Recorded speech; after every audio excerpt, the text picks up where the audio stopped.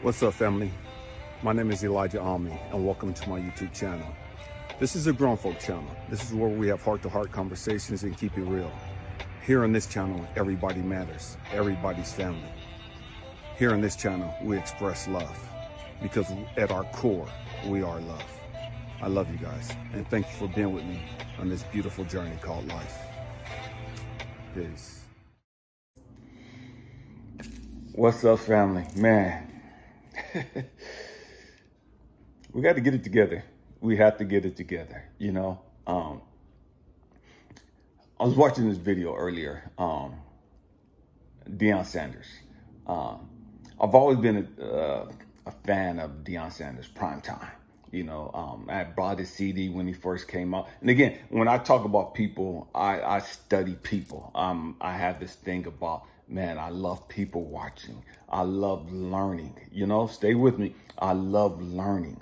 And so Deion came out and, man, he went to Florida State, you know, and I believe it was Florida State that he went to college and played football there, successful there. Man, came into the NFL, and man, he was just flamboyant. You know what I mean? Just prime time. You know what I mean? He put out a rap album. Deion was dancing. Deion was turning up at the clubs, getting lit. I mean, he had the jewelry. He had the bling bling. Deion was prime time. The party didn't get started till Deion got on the scene. And first team that drafted him, you know, was Atlanta. You know, and man, he did his thing in the NFL. You know, Deion, I believe, is the only player or the only person to play in both a World Series and in Super Bowl. You know, Deion was not a joke when it came to being athletic. He was the man. You know what I mean? He was the man. No ifs, ands, buts about it. Arguably one of the best athletes to ever walk the planet. Regardless of what you think about his flamboyancy, regardless of what you think about his partying, the way he partied and turned up and all that, Deion was the man when it came to sports. Okay, people can't do what Deion did. You know what I mean? They can't do what he did. You know what I mean? And that's what made him so successful. That's what made him him. And so I was watching him earlier on some videos, and he's a coach at a historical black college, Jackson State. And just followed him. He played in the NFL for 14 years on the 49ers, Cowboys, won Super Bowls on both teams. I believe played for the St. Louis Cardinals, won a World Series with them. Don't quote me on that. I know he won a World Series. I believe it was the Cardinals. Or maybe it was the Braves, one of those two, either way. But Deion does a lot of talking to college students. He's a coach. He has his sons playing with him. One of his sons is a quarterback for his team. But Deion is the epitome of, man, let me show you. Stay with me. Deion is the guy, and he's gotten so much, you know, credit because these guys want to play football. And man, if you want to learn how to play football, if you want a coach that's going to teach you how to play the game or is going to take you to the next level, you have to put yourself up under the coaching of somebody that's done it. You know what I mean? Stay with me. Deion has won at the highest levels. And so now he brings so much credibility when he comes to these young men. So many of these young men don't have father figures. And so here's this coach who's won at the highest levels, multiple Super Bowls, Hall of Famer. He's gone through the stuff that he's gone through. And now he's giving back. He's pouring his knowledge, his wisdom, his understanding into the lives of these young men. And he's trying to help them not just become the best football player that they could be, but the best man that they could be, the best father that they could be, the best son that they could be. Why is that important? Why are we talking about this? Why do you do what you do? Why do you do what you do? See, so many people, man, I want to get rich and famous, and I want to be an athlete. I want to be this. I want to be this. And it's all for money. It's all for fame. There's nothing wrong with that. I'm not knocking that. But it has to be deeper than just that. It's a whole lot of people that have wealth. It's a whole lot of people that have fame. And they're miserable. They're miserable. It's a whole lot of people that have all of that stuff. And they're suicidal. They're suicidal. It's a whole lot of people that have all that stuff. And they're lonely as hell. Lonely. Have all the money in the world, but they don't have joy. They have all the money in the world, but they don't have any peace. They have all the money in the world, but they don't trust anybody. They're not in love. And it's a trip because you get so many people that become so rich. And then it's like, man, do these people like me because I'm rich and famous now? Do these people adore me because I'm somebody now? Because I have some clout now? Because these people wasn't singing all these praises for me when I was a nobody. These people wasn't saying all this stuff about me when I was trying to get to where I'm at. When few people knew about me, people wasn't saying all this stuff about me. But now that I'm rich and famous, now that I'm all over TV, now that I have my own shows, now that I have my own albums and record labels and woo-doo-doo-woo, man, now people know me. Now people love me. Now people worship me. People adore me. People idolize me. People want to be like me. When I was struggling, when I was sleeping in the car, sleeping in the alleys, sleeping at work,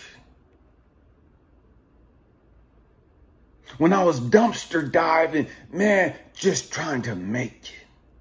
When I was going to the gas stations and to the McDonald's and Burger King and Jack in the Box and all these places and going to the bathroom and washing up before I went to work, washing up before I went to these meetings.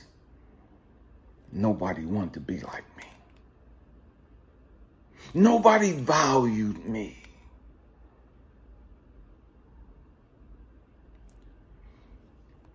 But now that I have this money, they think I'm somebody. Now that I'm on TV, now that I'm making movies, now that I'm making these $1 million deals, now they want to listen to me. Now they have time for me. Now all these women want to pay attention to me. Because they think I'm going somewhere. They think I have something to give them. Why do you do what you do? What are the motives behind what you do? Are you doing it just for the money?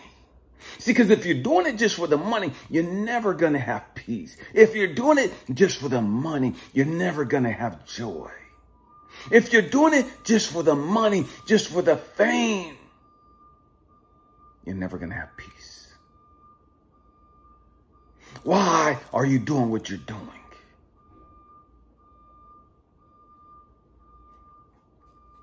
It's a trip. I never started making videos to be famous. I never started making videos for public attention. I didn't. I never cared about that stuff.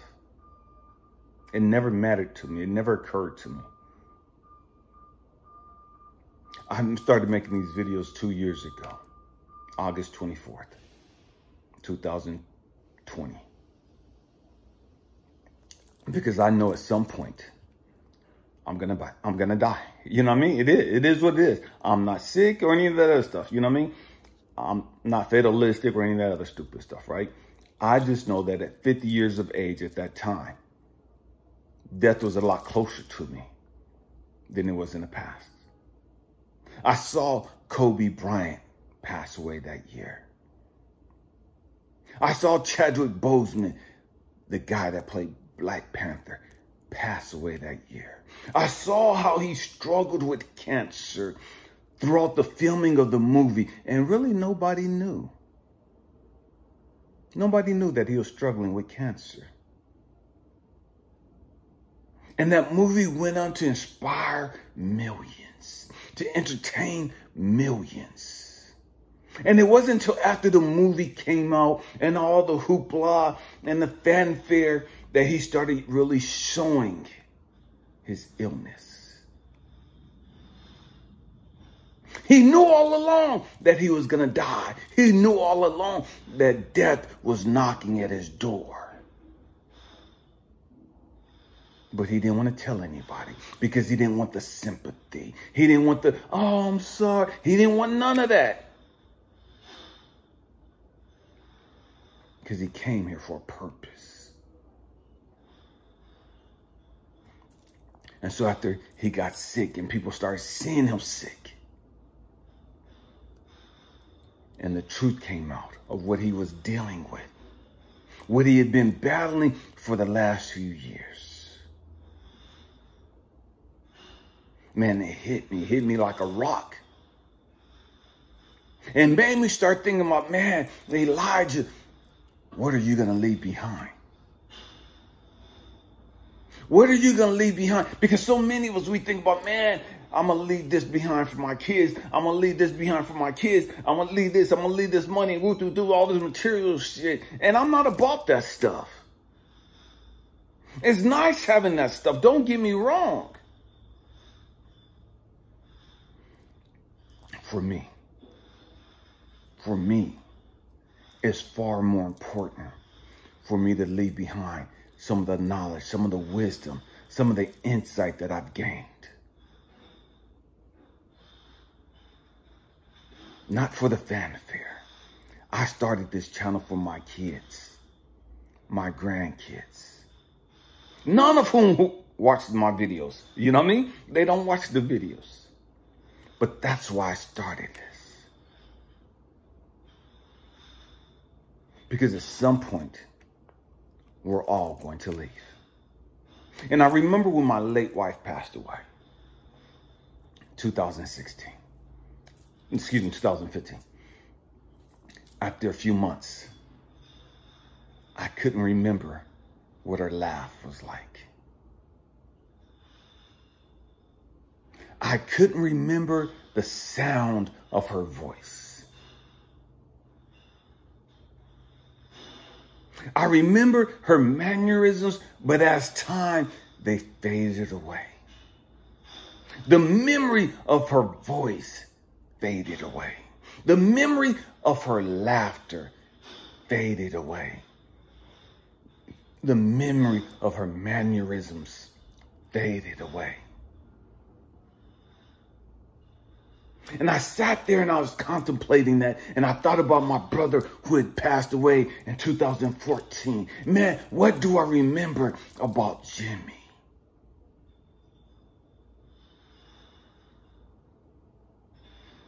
And I remember my cousin Spencer who passed away. Man, and we don't even know how he died. He just laid down one night and boom, he was gone. And the only thing that I can remember about Spencer was, man, he was a kind-hearted person. Man, he was always willing to give. He wrote poetry.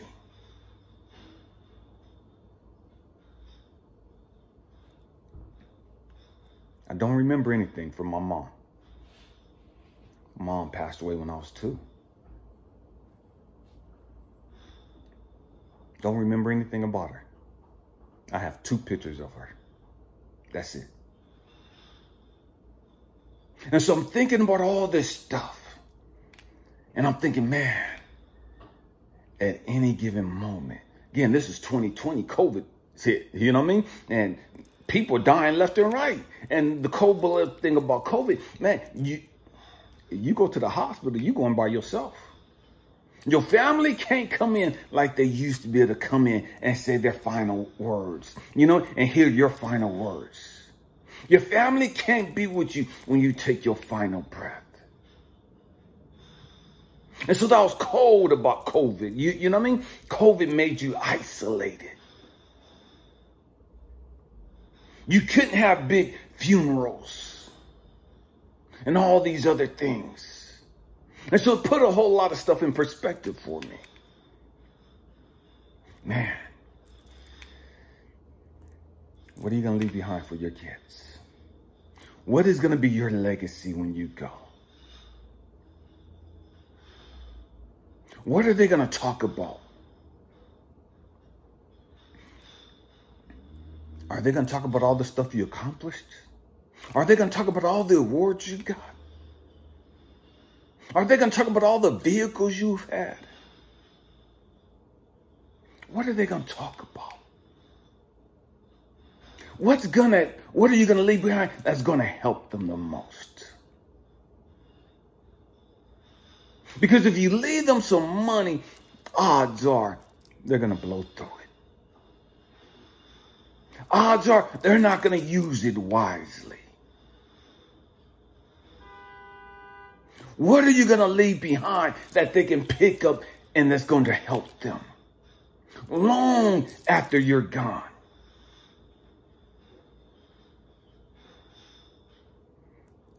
When they can't just reach over and pick up the phone and call you and hear your voice. When they can't pick up the phone and shoot you a text message and ask you for some advice, ask you for some counsel, ask you for your opinion.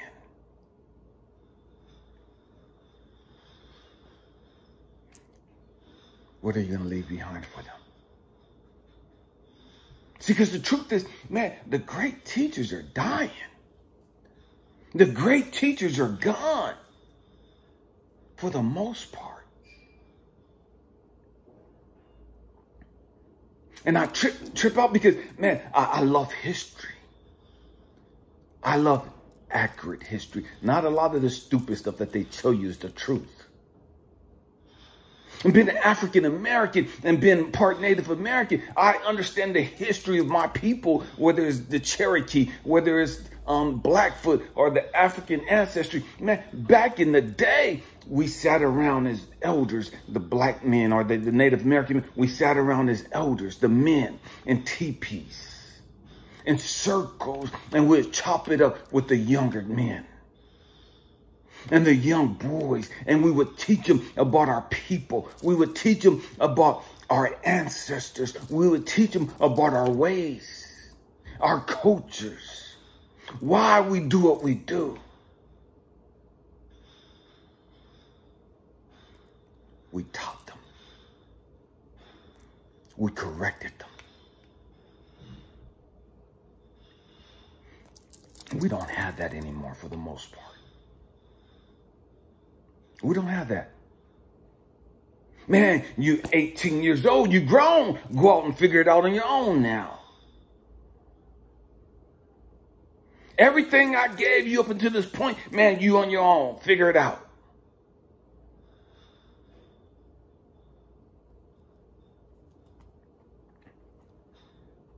And so we don't listen to and we don't have a respect for the elderly anymore, for our elders anymore.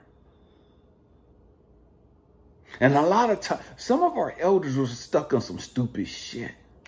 They was talking some dumb shit that got us caught up and twisted in some mess, some unnecessary mess.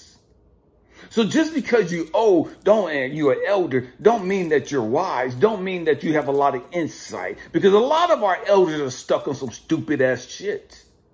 If the truth be told. A lot of our elders are stuck on some religious bullshit. A lot of our elders are stuck on some political bullshit.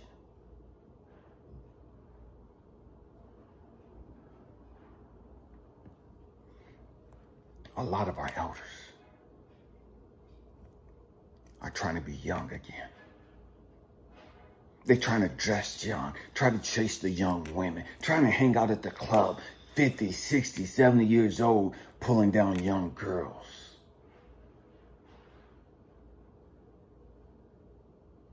A lot of our elders are stuck on stupid shit. And so the ones that have some stuff to offer us, the knowledge, the wisdom, the insight, the deep thinkers, those that are truly connected to God, and I'm not talking about fucking religion.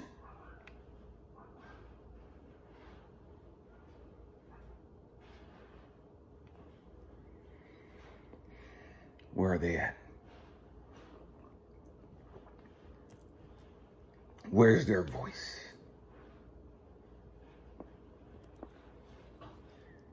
See, I love Kung Fu.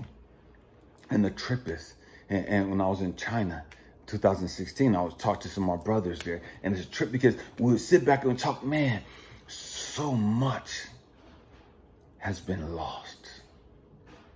So many of the styles and the forms and traditions have been lost.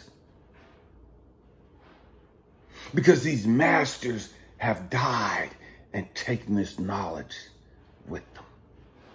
So many of these people that had this knowledge died unexpectedly. And they took it with them. And some of them had it and they knew they were dying and they selfishly took it with them.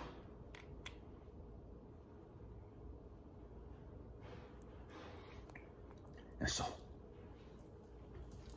my thing, I just want to help people grow.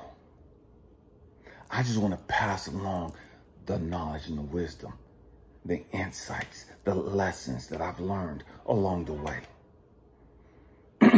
Not for fanfare. Not for publicity or any of that other stuff. Because I want the world to be a better place. I want people to have access to the information.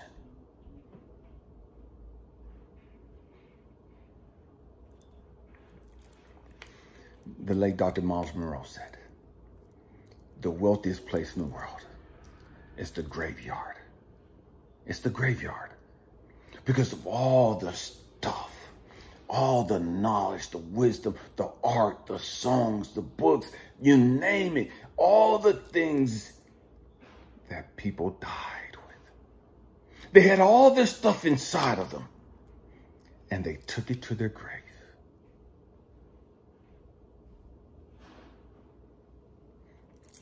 So my thing is, man, let me die empty. Let me die having given the world everything that I was supposed to give it. Let me die having left behind everything that I was supposed to leave behind. Let me die having shared everything that I was supposed to share. Don't let me take anything with me to the grave. Naked came I into this world. Let me go out just as naked. With the one consolation or with the one thought, I left it all behind. I left it all behind. So many people have so much regret. So much regret. Because they were married and they didn't leave it all in their marriage. What am I saying? They were married, but they didn't put their best foot forward. They didn't do everything that they were supposed to do. And so the marriage ended and they know that they should have been better. They know that they could have done better. And the marriage wouldn't have ended had they done better. So many people had so many athletic, talking about Deion Sanders, so many people had so much athletic ability. But they were lazy. They didn't think it required all of that. So they didn't give it their all.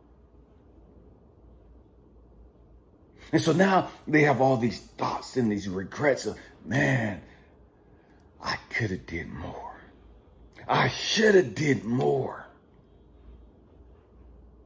I could have ran faster. I could have trained harder. I could have jumped higher. I could have did this. I could have did this. I could have made it to the Olympics. I could have won this meet. I could have done. We have all these regrets now.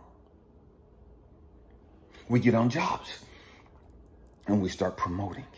And now we get big-headed and we start getting beside ourselves. And instead of staying humble, not knowing that you could go so much higher, we get complacent as a manager, complacent as a supervisor, get complacent as a department head.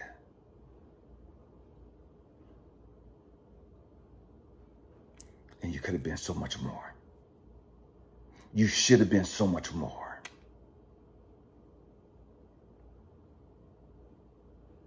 So many people with such great singing voices, but they want to go out and smoke and drink and party and turn up and not train their voice, not put the work in to hone their skills.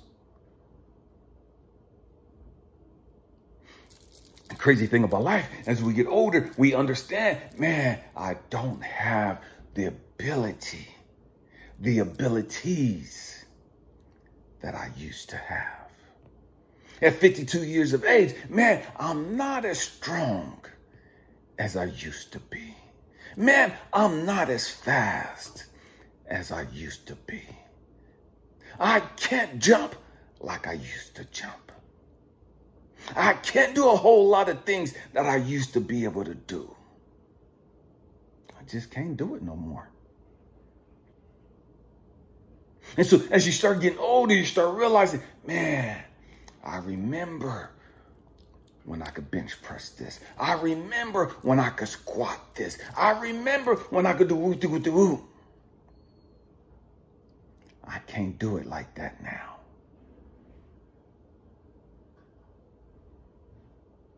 But what can I do?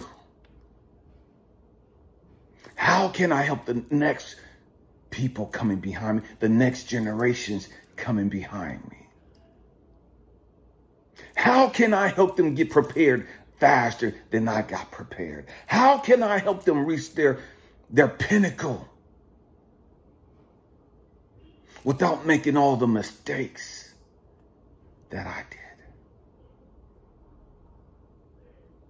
How can I help them deal with their issues and help them understand, man, it's manly to deal with your issues? See, because we had this thing growing up, man, that's punk shit. You's a weak-minded motherfucker with all these issues and baggage. Nah, that's fucking life, and every one of us got them. We just don't acknowledge it.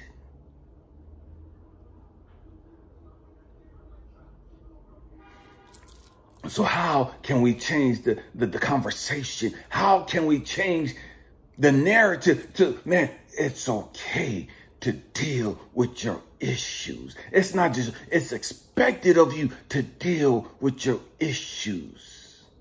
This is what men do. This is what women do. It's the punks and the cowards that don't deal with their issues. It's the punks and the cowards that are afraid to deal with their issues.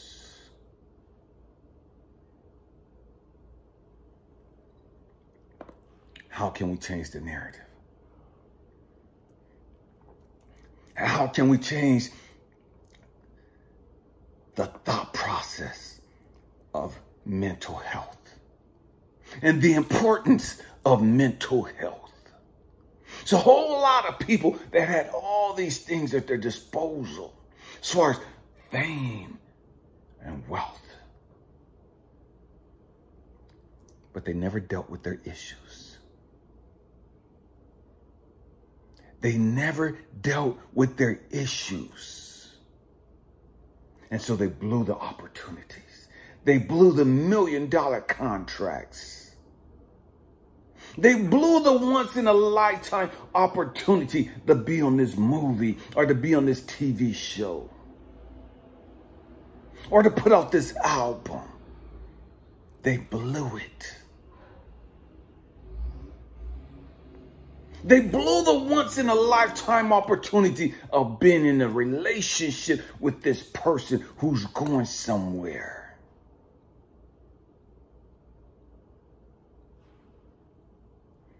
Because it didn't deal with their issues.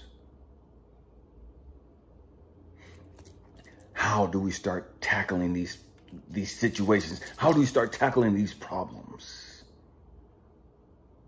And so this platform was geared to, man, I could just talk about all these things for my kids, for my grandkids, my great-grandkids. Because I wanted them to understand this is the stuff that's what matters to me.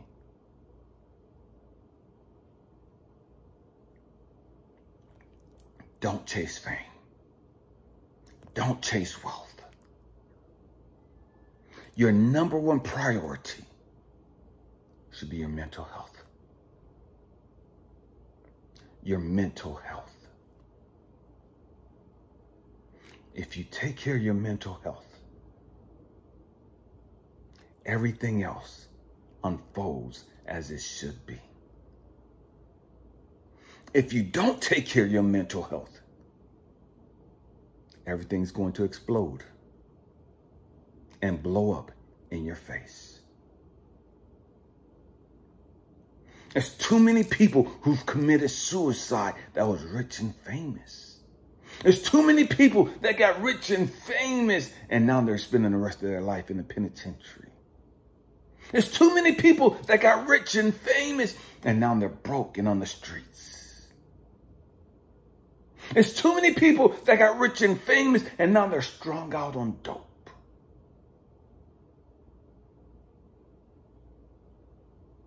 There's too many people that have gotten rich and famous and they squandered it all. And now they're working 9-to-5 jobs, barely making ends meet.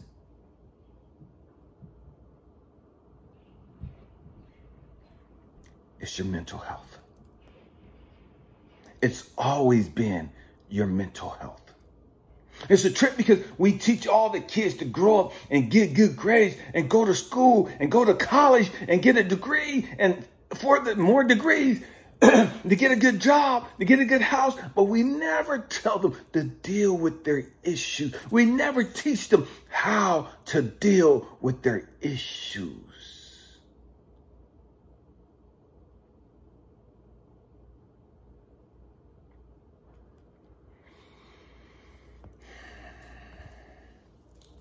Going back to Deion Sanders. So Deion Sanders is a coach at Jackson State. And he's pouring into the lives of these young men that have the potential to go to the NFL and to make millions of dollars. That these young men have the potential to make all this money and change the legacy of their family, the dynamics of their family for generations. For generations.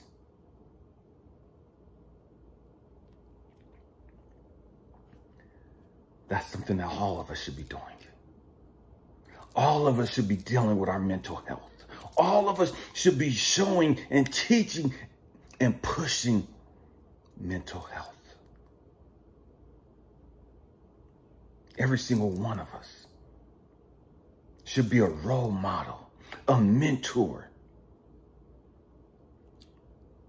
to others. Using our story, using our life experiences so that they don't have to make the mistakes that we've made.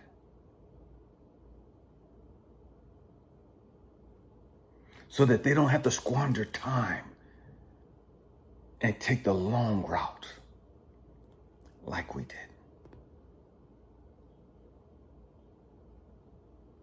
like we did.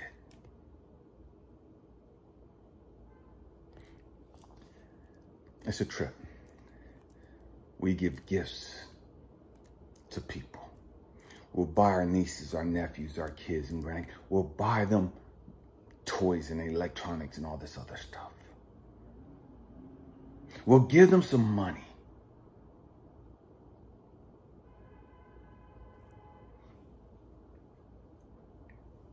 How about we give them some stuff that's going to change their life? And not just their life, but the lives of all those people that they come in contact with.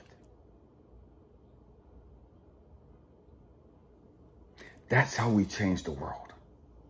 That's how we make the world a more loving, a more compassionate place. We have to get rid of this scarcity mindset that there's not enough. That's part of our issues that we have to resolve. There's more than enough. There's more than enough for everybody. The question is, are you willing to share it?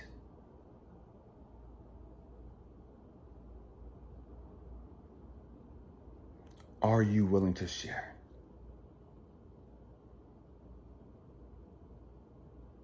The greatest thing you have to give humanity is hope. It's hope. You see, so many of us, we think, man, the greatest thing I got to give is my kids or my grandkids, or my kids are the best thing that I've done, and all this other stupid stuff. You know what I mean? You're here for a reason. And it wasn't just to birth some kids. Stop selling yourself short.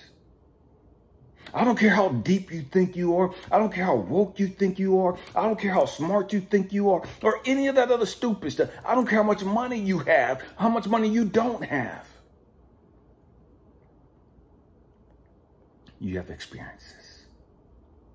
You have experiences that can help so many other people.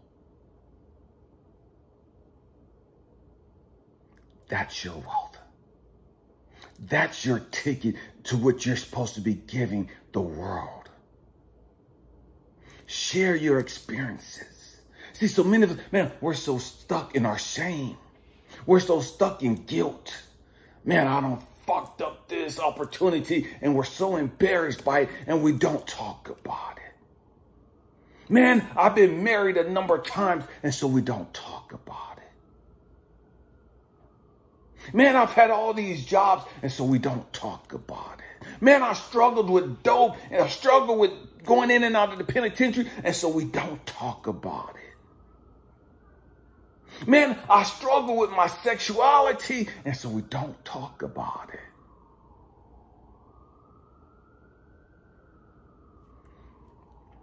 And there's so many other people that have struggled just like you.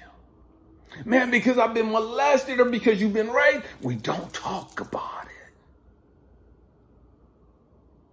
And when I say talk about this stuff, I'm not talking about talk about this stuff from a victim mentality of woe is me, life's not fair because I've gone through this, my mom and daddy got divorced and my da-da-da. Now, I'm not talking about that whining ass shit. You know what I mean? Well, this is a grown folk channel. I'm talking about talk about it and the aspect, man, how can I help the next people coming behind me? How can I pour into you so you don't have to have your heart broken so many times like I had? How can I pour into you so that you don't have to go in and out of the penitentiary like I did? How can I pour into you so you don't put yourself in these compromising situations as a young lady or as a young man where you could get preyed upon and victimized? How can I share into you or pour into you so you don't waste all this time over here doing stupid stuff? How can I pour into you to you can learn and utilize and deal with your issues at an earlier age and learn to take your issues and make them your strengths. Learn to take your setbacks, your failures, and use them as motivation and use them as strengths to help you reach your full potential. See, all the stuff we had to learn through the school of hard knocks, all the stuff we had to learn the hard way.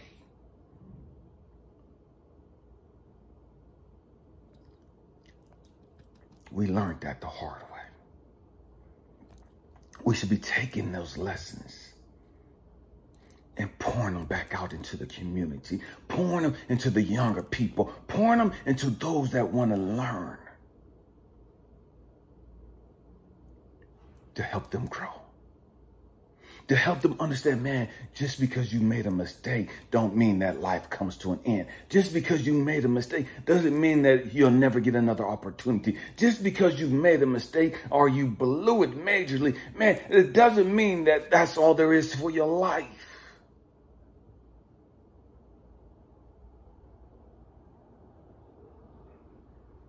We got to give them hope.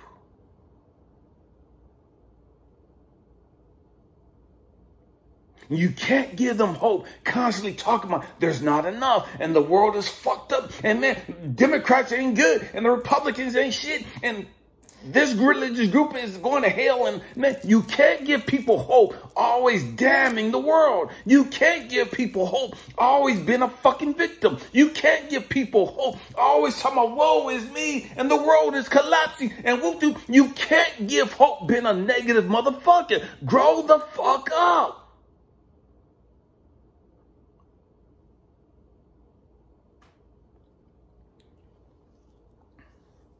How can you inspire people to reach their full potential and you're damning them to hell at the same time? How in the hell can you inspire and encourage and challenge people to be the best that they could be and then telling them everything's a fucking sin?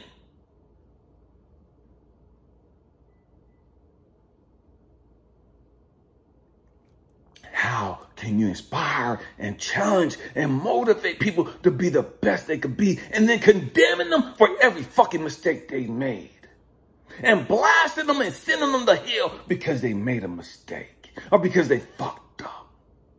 Like your ass have never fucked up. Like your ass ain't never made mistakes.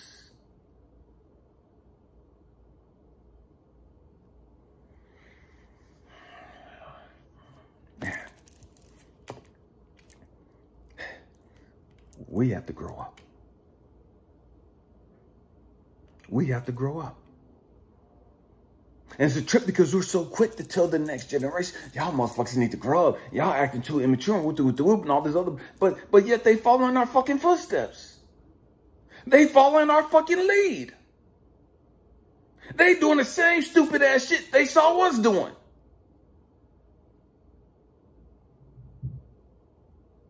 And many of us still out there trying to do that same stupid, simple-minded bullshit. How can you be a fucking leader and you doing the same stupid shit they doing?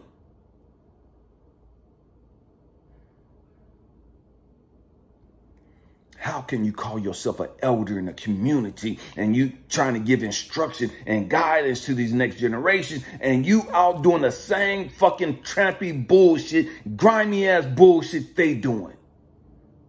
You ain't no fucking elder in the community. You're only an elder in age, but your mind is fucking immature. Your mind, it is what it is. You know what I mean? It is what it is. Grow the fuck up. Truth be told, some of these youngsters need to be teaching your ass some shit because they're more aware of what's going on than you are.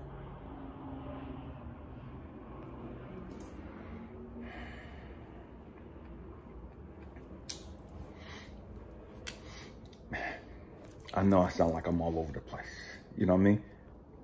We have to get it together, family. Why are you doing what you're doing? What is the purpose? What do you get out of it? What's the results you want to see? What's your goal?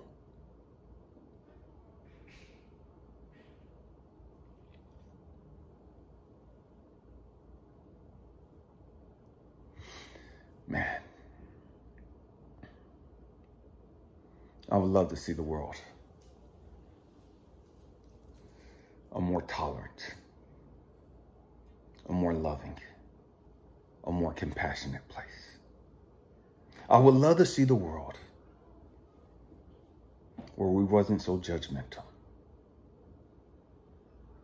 where we wasn't damning everybody to hell because we don't talk alike, look alike. You know what I mean? We don't think alike. And so you're wrong and I'm right and all this other bullshit. I would love to see the world less judgmental. I would love to see the world where we're more giving.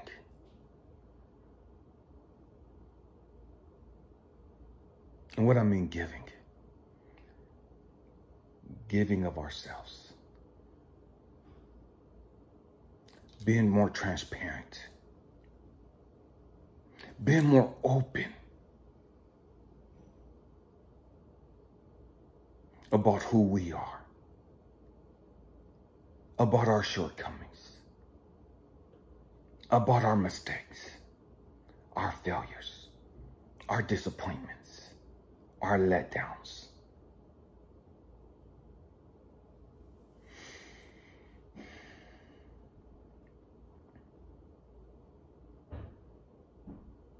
I love to see the world a place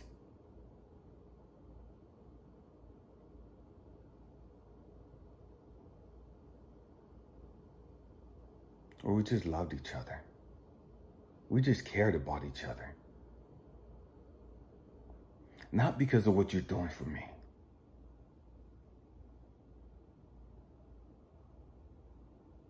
You're just a human being. And because you're a human being, man, I care about you. I don't have to be attracted to you. You don't have to be my quote unquote blood family for me to care about you. For me to value you. You don't have to be from my hood for me to want to lift you up and put you on game and stuff like that. I do that. We do that. Because you're a human being.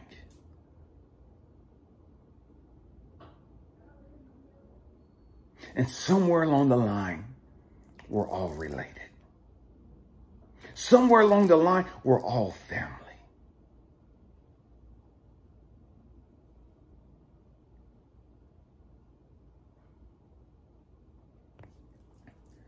My hope and prayer